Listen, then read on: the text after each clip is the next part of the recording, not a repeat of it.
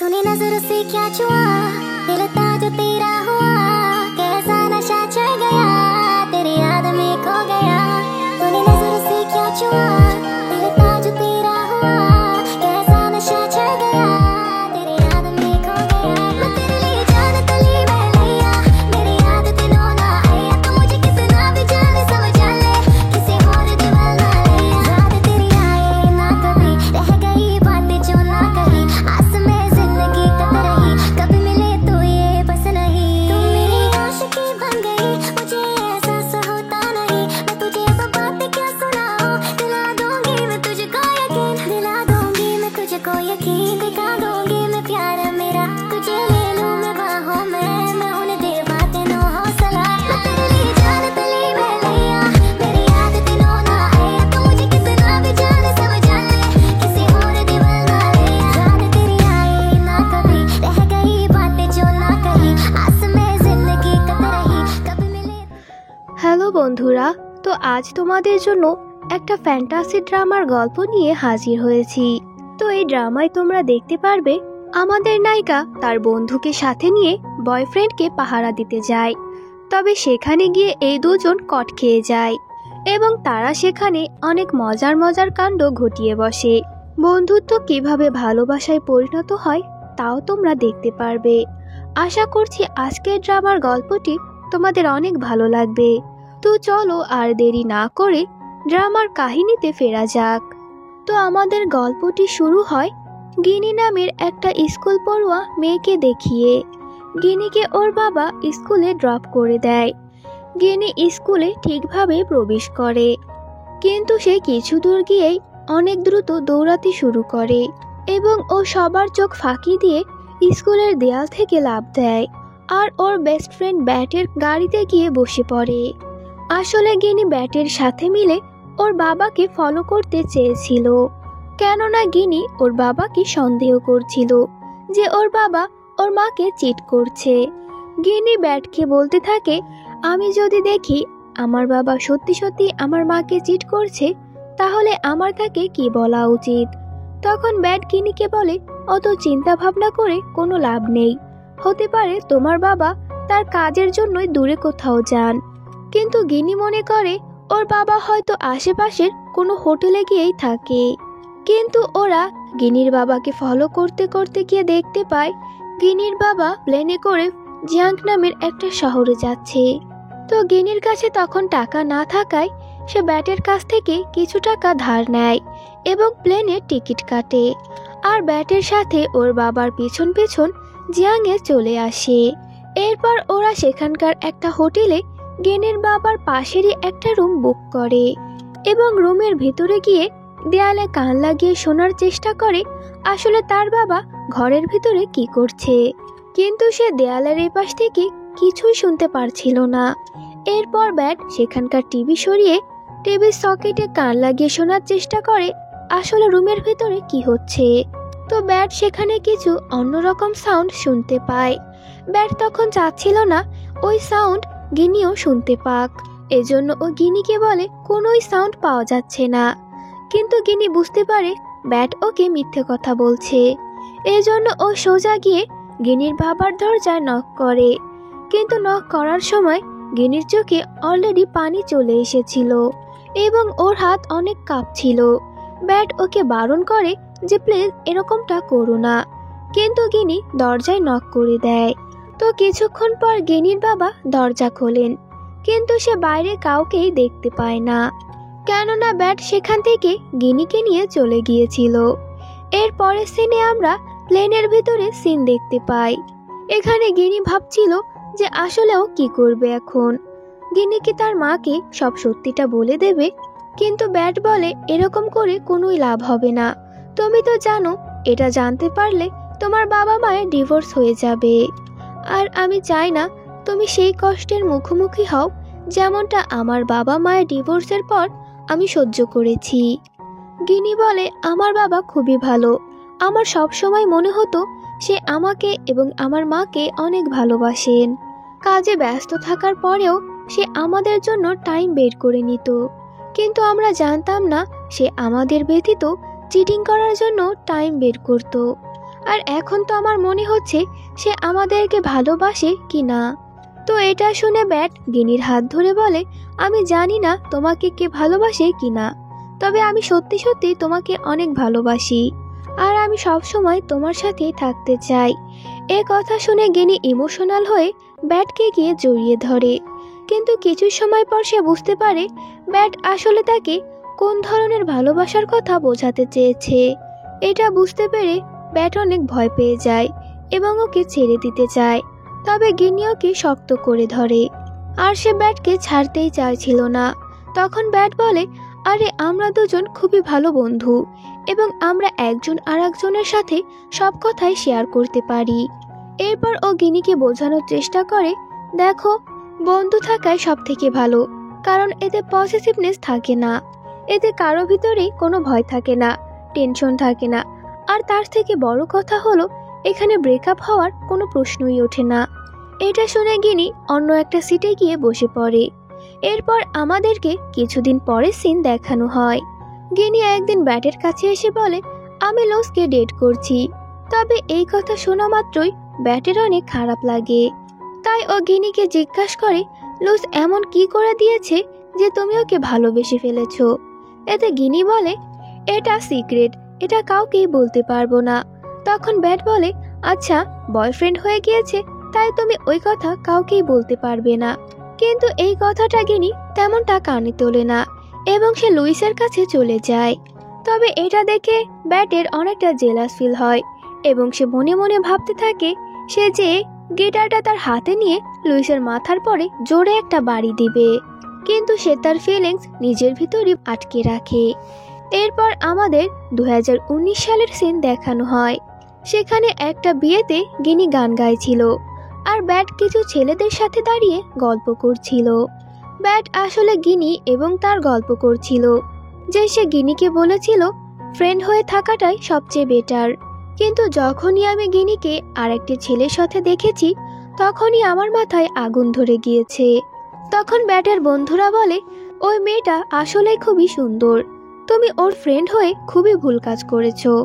তো যাই হোক, গিনি তো এখন সিঙ্গেলই আছে, কিন্তু আমি যাকে পছন্দ করি তার দিকে একবার দেখো, সে তো তার বয়ফ্রেন্ডকে নিয়ে ব্যস্ত আছে। আসলে ও তো আমার ফিলিংসের ব্যাপারে কিছুই জানে না। তো ব্যাটের আরেকজন বন্ধু বলে, আমার গার্লফ্রেন্ড তো তার এক্সকে এখনো ভুলতে পারেনি, এজন্য সে আমাকে কিছুদিন অপেক্ষা করতে বলেছে। তো এসব চিন্তা ভাবনা করে দেখা যায় এরা সবাই কোনো না কোনো মুশকিলে ফেসেই আছে। কেউ 1 বছর 2 বছর, কিন্তু ব্যাট তো 10 বছর ধরে গিনির পিছনে পড়ে আছে। এটা শুনে ব্যাটের সব বন্ধুই অবাক হয়ে যায় যে ও 10 বছর ধরে একটা মেয়ের পেছনেই পড়ে আছে। তো ব্যাট বলে, গিনি আমার সাথে রিলেশনে যাওয়ার জন্য রাজি ছিল, কিন্তু আমি ওকে বারবার ফিরিয়ে দিতাম। এরপর ও অন্য একটা ছেলেকে ডেট করতে শুরু করে আর পার্টিতে ও সেই ছেলেটার সাথে আমার দেখা করিয়েছিল। কিন্তু ওদের লাভি ডাবি কাপল হওয়ার ওই সিচুয়েশনটা আসলে আমাকে খুবই জেলাস করে তুলেছিল এবং আমার মনে হচ্ছিল সেখানকার একটা শপিস উঠিয়ে ডেটকে মেরে ফেলি এবং নিজের ফিলিংস কন্ট্রোল করি। তবে সেই পার্টিতে গিনি গান গাইতে গিয়ে স্টেজ থেকে পড়ে গিয়েছিল। এরপর সেখানে অ্যাম্বুলেন্স আসে। আমি আর ডেট দুজনেই গিনিকে অ্যাম্বুলেন্সে উঠাই এবং অ্যাম্বুলেন্সে বসতে চেয়েছিলাম।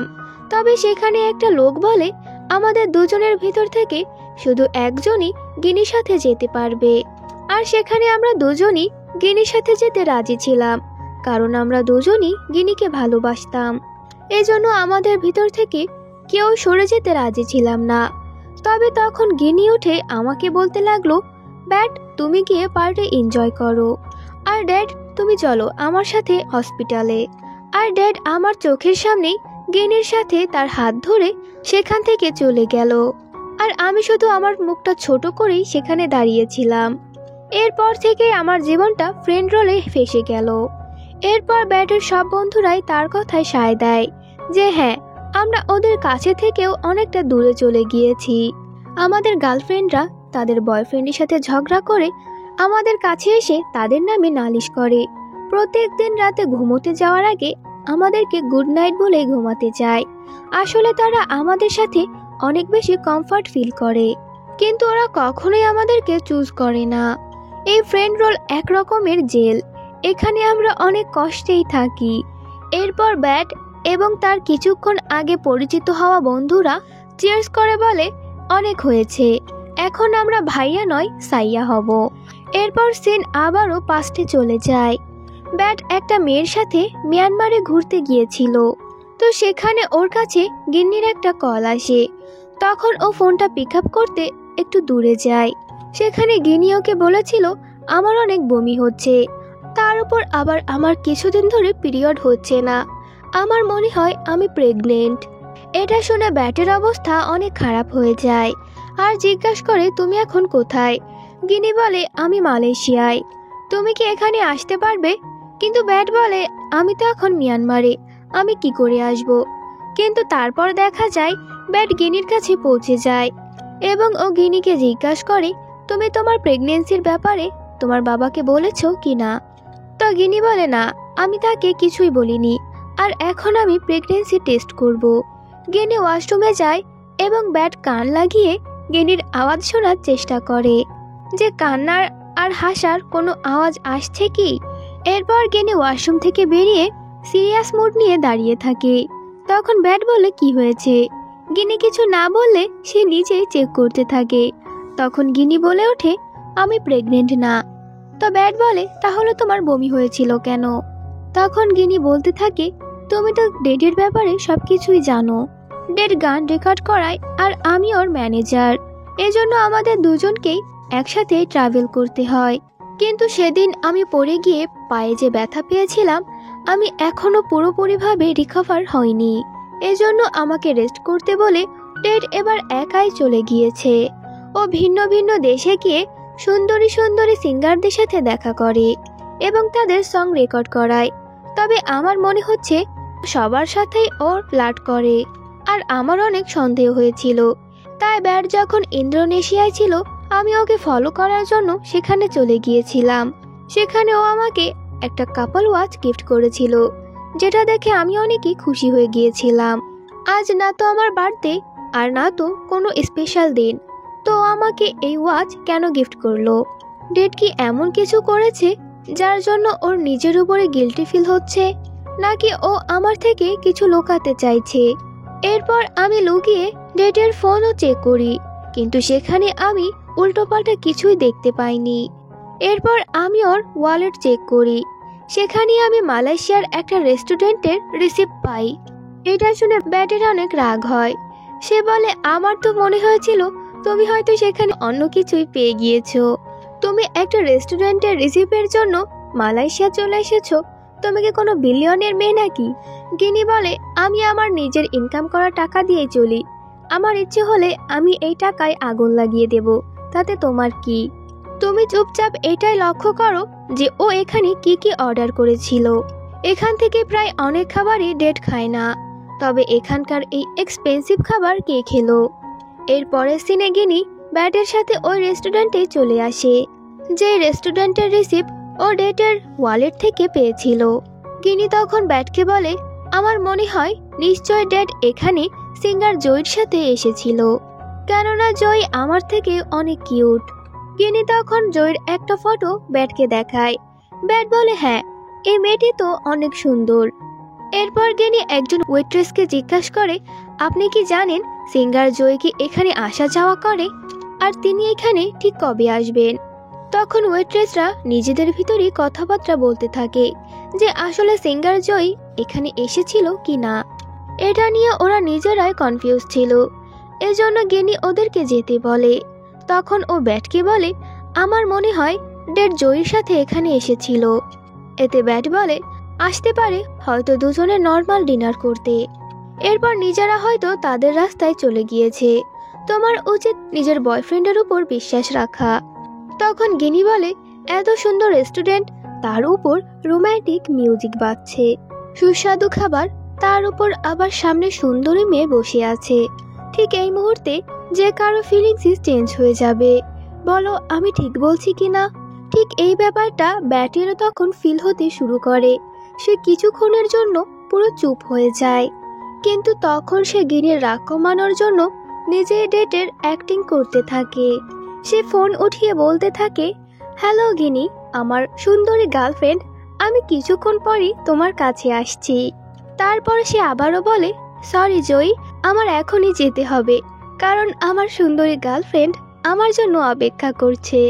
তখন গিনি জয়ীর রোল প্লে করে আর নিজের চেয়ার ব্যাটের চেয়ারের কাছে এনে বলতে থাকে, সবে তো সন্ধে হলো, আমার তো খুবই ভালো লাগছে, আর তুমি আমাকে ছেড়ে চলে যেতে চাইছো। ঠিক এইভাবে করে দুজনে অনেকক্ষণ বসে নাটক করতে থাকে, কিন্তু ওরা দুজন এর কোনো সলিউশনই খুঁজে পায় না। এজন্য ব্যাট গিনিকে তার হোটেল রুম পর্যন্ত ছেড়ে দিয়ে চলে যায়, আর সে বাইরে এসে ট্যাক্সির জন্য ওয়েট করতে থাকে। কিন্তু তখন ব্যাট এমন কিছু দেখে ফেলে যা দেখে তার হাসি থামছিলই না। আসলে গিনির পা তো একদমই রিকভার হয়নি, এজন্য ও হোটেল লাগেজ ট্রলিতে চড়ে আসছিল, যাতে ও তাড়াতাড়ি নিচে পৌঁছে যায়, এবং যতক্ষণ না ব্যাটের ট্যাক্সি আসছে সে ততক্ষণ ব্যাটকে কোম্পানি দিতে পারবে। কিন্তু তখনই সেখানে ট্যাক্সি চলে আসে আর ব্যাটকে সেখান থেকে চলে যেতে হয়। ব্যাট যাওয়ার সময় ঘুরে গিনিকে দেখে। গিনি ট্রলিতে চড়ে আবারও তার রুমে ফিরে যাচ্ছিল। ব্যাট তখন নিজের মনে মনে হাসে আর ভাবতে থাকে, এই মেয়েটা পুরো একটা কার্টুনের ক্যারেক্টার। এরপর আমাদের কম্বোডিয়ার একটা সিন দেখানো হয়। ডেড এখানে একজন সিঙ্গারের গান রেকর্ড করাতে এসেছিল, তবে গিনিও এখানে ডেডের সাথে এসেছিল। গিনি এখানে নোটিস করে ডেড ওই সিঙ্গারের অনেক প্রশংসা করছিল। তখন গিনির অনেক জেলাস ফিল হতে থাকে। গিনি যখন রাতে ডেডের সাথে হোটেল রুমেই থাকে, কিন্তু গিনি শাওয়ার নিয়ে এসে দেখে ডেড বেডে ঘুমিয়ে পড়েছে। এখানে গিনি তার প্যান্ট আনতে ভুলে গিয়েছিল, এই জন্য সে ডেডের ব্যাগ খুলে ডেডের প্যান্ট বের করছিল। কিন্তু তখন গিনির নজর পড়ে প্রোটেকশনের একটি প্যাকেটের দিকে, আর তা দেখে গিনির আবারও সন্দেহ হতে শুরু হয়। অন্যদিকে ব্যাট ওই নামের একটা মেয়ের সাথে ছিল, যে মেয়েটিকে ব্যাট মিয়ানমারে একা ছেড়েই গিনির কাছে চলে গিয়েছিল। ওই আসলে একজন এয়ার হোস্টেস ছিল, এজন্য সে ব্যাটকে তার সাথে যেতে বলে। কিন্তু ব্যাট বলে, আমি ট্রাভেলিং করে অনেকটা টায়ার্ড হয়ে গিয়েছি, এজন্য আমি বাসায় গিয়ে বিশ্রাম নিতে চাই। ওই তখন কিছুটা রাগ করেই সেখান থেকে চলে যায়। এদিকে এয়ারপোর্টে, মানে থাইল্যান্ডের এয়ারপোর্টে, ব্যাটের সাথে গিনির দেখা হয়ে যায়। গিনি তখন ব্যাটের সাথে প্রোটেকশনের ওই ব্যাপারটা শেয়ার করে। ব্যাট তখন জিজ্ঞাসা করে, তুমি কি ডেটের কাছে এই ব্যাপারটা জিজ্ঞাসা করেছিলে? কিন্তু গিনি বলে, না, এসব কথা বলে আর কি হবে, কিছু না কিছু বলে ও ঠিকই কথাটা ঘুরিয়ে দেবে, আমি নিজেই সবটা বের করব। এটা শুনে ব্যাট বলে, প্লিজ গিনি, এবার আর অন্তত তোমার এই ডিটেকটিভের চাকরিটা বন্ধ করো। কিন্তু গিনি বা কার কথাই শোনে, সে বলে, তোমাকে আমার সাথে যেতে হবে না, আমি একাই সবকিছু বের করব। কিন্তু ব্যাট তখন গিনিকে একা যেতে দিতে চাইছিল না, এই জন্য সে গিনির সাথে এসে ফ্লাইটে বসে যায়। এর পরের সিনে এরা দুজন হংকং এর একটা রেস্টুরেন্টে বসেছিল, তাও আবার ডেটের রেকর্ডিং স্টুডিওর সামনের একটা রেস্টুরেন্টে। এখান থেকে গিনি নজর রাখতে পারবে যে ডেট কারো সাথে যাচ্ছে কিনা। ঠিক ওই সময় ডেট গিনিকে ভিডিও কল করে বসে, আর গিনি তখন কলটি রিসিভ করে। গিনি এখন কোথায় এটা জিজ্ঞাসা করতে গিনি বলে, আমি এখন চায়না টাউনে আছি। ডেট তখন তার ওই সিঙ্গারের সাথে গিনির পরিচয় করিয়ে দেয়, তবে সেই সিঙ্গারকে দেখে গিনির অনেক জেলাস ফিল হতে থাকে। কিন্তু সামনাসামনি গিনি এমন ভাবে কথা বলে যেন এরা দুজন আপন বোন। এরপর ডেট গিনিকে বলে, আমি এখন অনেক টায়ার্ড, আমি এখান থেকে হোটেল রুমে চলে যাচ্ছি, তুমি তোমার চায়না টাউনে তোমার ডিনার এনজয় করো। এরপর কল কেটে দেওয়ার সাথে সাথে এরা দুজনই জানলার বাইরে থেকে ডেটের দিকে নজর রাখে। তারা সেখান থেকে দেখতে পায় সিঙ্গার এবং তার ম্যানেজার ডেটের সাথে হ্যান্ডশেক এবং তাকে হাক করে সেখান থেকে চলে যায়।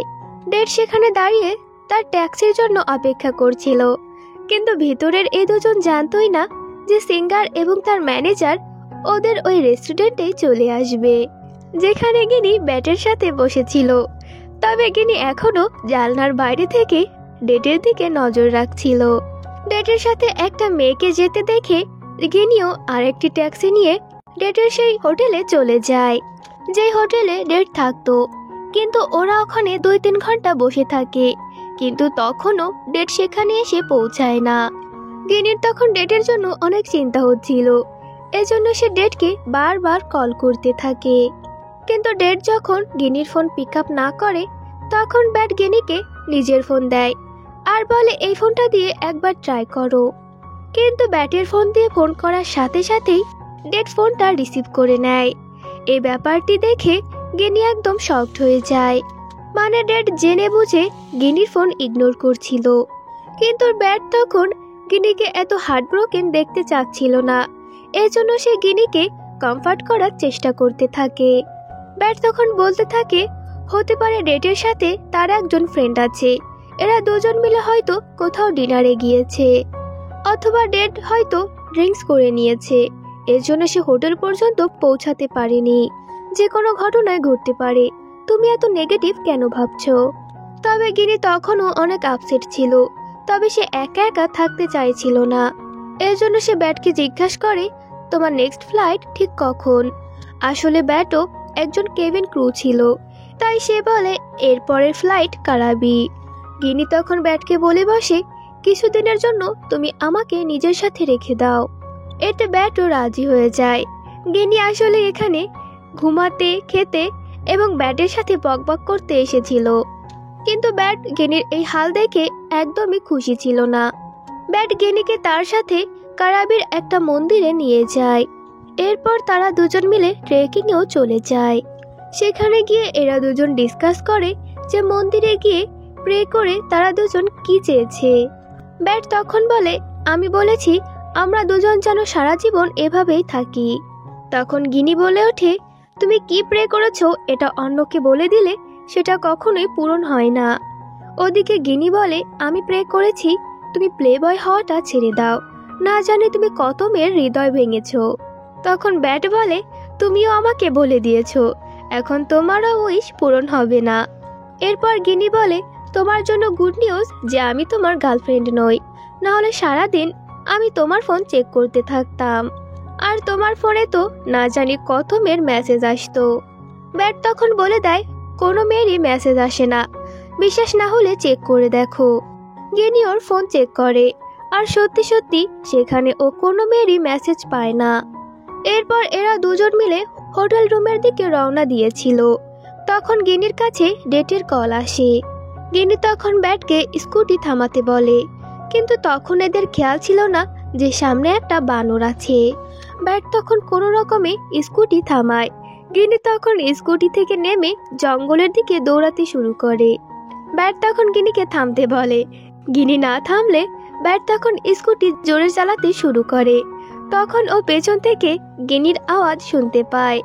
তখন ব্যাট দেখে গিনি তো তার পেছনেই দৌড়াচ্ছে, তাহলে ওর স্কুটির পেছনে কে বসে আছে? আসলে ব্যাটের স্কুটিতে একটা বাদর উঠেছিল। বানরটি তখন ব্যাটকে পেছন থেকে বাইট করে দৌড়ে চলে যায়। ব্যাট তখন তাড়াতাড়ি গিনির কাছে চলে যায়, তবে গিনি তখন বলে সে টয়লেটে যাবে। ব্যাট বলে চলো তাহলে হোটেলে গিয়েই টয়লেটে যাবে, কিন্তু গিনির তখন অনেক জোরেই পেয়েছিল, তাই সে জঙ্গলের ভিতর গিয়ে টয়লেট করতে বসে যায়। আর ব্যাট তখন দাঁড়িয়ে দাঁড়িয়ে গিনিকে পাহারা দিতে থাকে, কারণ গিনিকে তখন বানররা অনেক ডিস্টার্ব করছিল। এর পরের সিনে আমরা দেখতে পাই এরা দুজন মিলে করাবির একটা বিচে সুন্দর সময় কাটাচ্ছে। আর এখানে গিনি ডেটের দেওয়া সেই ঘড়িটি সমুদ্রের ভিতরে ফেলে দেয় আর ব্যাটকে রুমে খাবার নিয়ে আসতে বলে। ব্যাট ভিতরে গিয়ে দেখতে পায় ভেতরে গিনি সমস্ত বেয়ার বাথটবে ঢেলে বেয়ার স্পা নেওয়ার পরিকল্পনা করছিল। তো সেখানে গিনি ব্যাটকেও আসতে বলে। এরপরে দুজন যখন কিস করতেই যাবে, তবে গিনি তখন হঠাৎ করে কাঁদতে শুরু করে দেয়। গিনি হঠাৎ করে বলে ওঠে ডেট যখন আমাকে চিট করছে তাহলে আমি কেন করতে পারছি না? এটা শুনে ব্যাট অনেক রাগান্বিত হয়ে যায়। ব্যাট বলে তুমি এখনো ডেটের থেকে মুভ অন করতে পারোনি আর আমার সাথে ইনভলভ হচ্ছ, তবে আমি তোমাকে ভালোবাসি, এজন্য আমি চাই না তুমি শুধু রিবন্ডের জন্য আমার সাথে ইনভলভ হও। দুজনের ভিতরে কিছু রাগারাগি হওয়ার পরে গিনি বলে আমি ডেটের সাথে ব্রেকআপ করে নেব। তখন ব্যাট বলে তুমি ওর সাথে ব্রেকআপ না করলে আমি তোমাকে কিস করব। গিনি তখন ব্যাটকে বলে, তোমার আমাকে ইউরোপে ঘুরতে নিয়ে যেতে হবে। আমি নর্দার্ন স্লেট দেখতে চাই, ক্যাভিয়ার খাবো, তাও আবার 5 স্টার হোটেলে। তো গিনির এত কথায় ব্যাট তখন রাজি হয়ে যায়। তো সেদিন এরা দুজন এক রুমে ঘুমানোর পরও দুজনে কাছাকাছি আসে না। এর পরের সিনে গিনি ডেটের সাথে মিয়ানমারেই ছিল। ডেট এখানেও একটা রেকর্ডিং এর জন্য এসেছিল, তবে সে এখানেও সিঙ্গারদের সাথে অনেক হেসে হেসে কথা বলছিল। কিন্তু গেনি এই ব্যাপারটা আর সহ্য করতে পারছিল না, তাই সে সবার সামনে ডেটকে জিজ্ঞাসা করে বসে যে সে হংকংয়ে ট্যাক্সিতে করে কোথায় গিয়েছিল আর সে কার সাথে ছিল। এখানে ডেটও বুঝে যায় যে গিনি ওর উপর নজর রাখছিল। ডেট তখন বলে, ওই ট্যাক্সিতে আমার একজন কলেজের বন্ধু ছিল। এক সময় আমরা দুজন দুজনকে পছন্দ করতাম, কিন্তু আমরা কখনোই ডেটে যাইনি। তবে হংকংয়ের ওই ট্রিপে যখন তুমি আমার সাথে ছিলে না, তখন ওই মেয়েটা আমাকে মেসেজ করেছিল। এরপর থেকে আমরা দুজন দেখা করা শুরু করি। তবে সেখানে আমি অনেক বড় একটা ভুল করে বসি। ওই সময় আমি নিজের ইমোশন কন্ট্রোল করতে পারিনি। এসব কিছু শুনে গিনি কাঁদতে শুরু করে। গিনি বলে, এইবার তুমি সত্যটা কেন বললে, কেন কোনো এক্সকিউজ দিলে না? এতে ডেট বলে, আমি তোমাকে আর অন্ধকারে রাখতে চাইনি। গিনি তখন বলে, আমি তো তোমাকে আগেই বলেছিলাম আমার প্রতারক লোকদের একদমই পছন্দ না। তখন ডেট গিনিকে হাক করে আর বলে, আমি তোমাকে যেতে দিতে চাই না। এর পরের সিনে আমরা দেখতে পাই গিনি ব্যাটের সাথে মন্দিরে দেখা করে আর বলে যে আমি ডেটকে আর একটা সুযোগ দিতে চাই এবং আমরা দুজন যে ফ্রেন্ড এটাই ঠিক আছে। এসব কথা শুনে ব্যাট অনেক রেগে যায় এবং সেখানে তাদের বন্ধুত্ব ভেঙে দিয়ে চলে যায়। এরপর আমাদেরকে প্রেজেন্টের সিন দেখানো হয়। ব্যাট তখন তার বন্ধুদের বলছিল, ওই দিন আমার ব্রেকআপের থেকেও অনেক বেশি কষ্ট হয়েছিল আর আমি নিজেকে ব্যস্ত রাখার জন্য অন্য একটা মেয়েকে ডেট করি, কিন্তু আমি সবগুলো মেয়েকেই গিনির সাথে কম্পেয়ার করতে শুরু করি। এসব কথা বলতে বলতে ব্যাটের চোখে পানি চলে আসে। গিনি তখন ব্যাটের পেছনেই ছিল। সে যখন কিছু বলতে যাবে তখন ব্যাটের সব বন্ধুরা ব্যাটকে জড়িয়ে ধরে। ওরা তখন গিনিকে বলে, ব্যাট তো তোমার সাথে কোনো রকম বন্ধুত্ব রাখতে চায় না, তারপরেও তুমি ব্যাটের পেছনে কেন পড়ে আছো? তখন ব্যাট সবাইকে বলে, আমরা দুজন এখন বিবাহিত, কারণ কিছুদিন আগে গিনি আমার কাছে এসে বিয়ের জন্য প্রপোজ করে। আর সে বলে, আমি তোমাকে এখনো ভুলতে পারিনি, এজন্য আমি ডেটের সাথে ব্রেকআপ করে নিয়েছি। এরপরে আমরা দুজন বিয়ে করি।